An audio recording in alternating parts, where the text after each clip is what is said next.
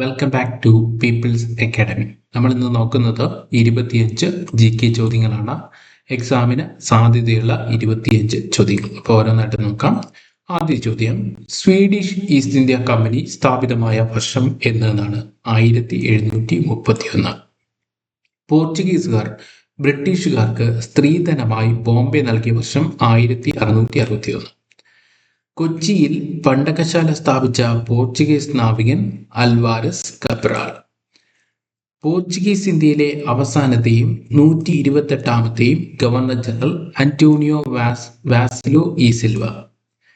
ഇന്ത്യയിൽ കരമാർഗമാദ്യമായി എത്തിയ പോർച്ചുഗീസ് സഞ്ചാരി പെറോഡ കോവിൻക.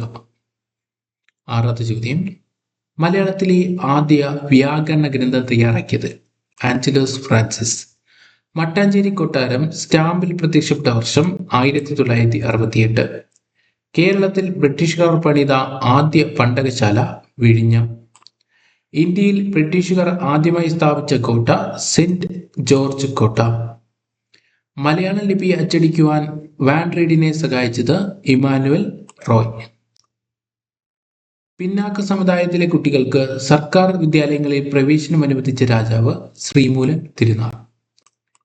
തിരുവിതാംകൂറിലെ അവസാനത്തെ ദിവാൻ PGN ഉണ്ണിത്താൻ. കേരളത്തിലെ അശോക ചക്രവർത്തി എന്നറിയപ്പെടുന്ന രാജാവ് വരഗുണൻ. കൊച്ചിയിൽ ആദ്യ വനിതാ ഭരണാധികാരി റാണി ഗംഗാധര ലക്ഷ്മി. ഏത് രാജാവിന്റെ കാലത്താണ് കൊല്ലവർഷം നിലവിൽ വന്നത്? രാജശേഖര വർമ്മ. ഈഴവ സമാജം സ്ഥാപിച്ചത് TK മാധവൻ. 1923 പാലക്കാട് 2ാം അഖില കേരള രാഷ്ട്രീയ സമ്മേളനത്തിന്റെ അധ്യക്ഷ സരോജിനി നായിഡു. വേണാട് ഉടമ്പടിയിൽ ഈസ്റ്റ് ഇന്ത്യ കമ്പനിക്ക് വേണ്ടി ഒപ്പുവെച്ചത് അലക്സാണ്ടർ ഓം. എവിടെ നിന്നുള്ള ബ്രിട്ടീഷ് സൈന്യമാണ് ആറ്റിങ്ങൽ കലാപം അടിച്ചമർത്തിയത്? തലശ്ശേരി. ചത്താലും ചെത്തും കൂത്താളി എന്ന മുദ്രാവാക്യവുമായി ബന്ധപ്പെട്ട സമരം കൂത്താളി സമരം.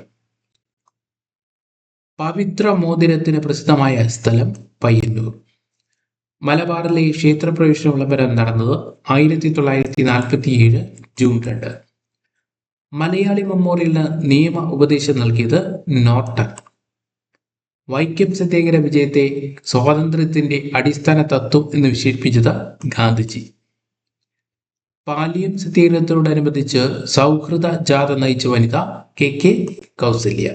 25 ചോദ്യങ്ങളാണ് നമ്മൾ ഇന്ന് ഡിസ്കസ് ചെയ്തത്. അടുത്ത ക്ലാസ്സിൽ വീണ്ടും ചോദ്യങ്ങളുമായിട്ട് കാണാം. Thank you.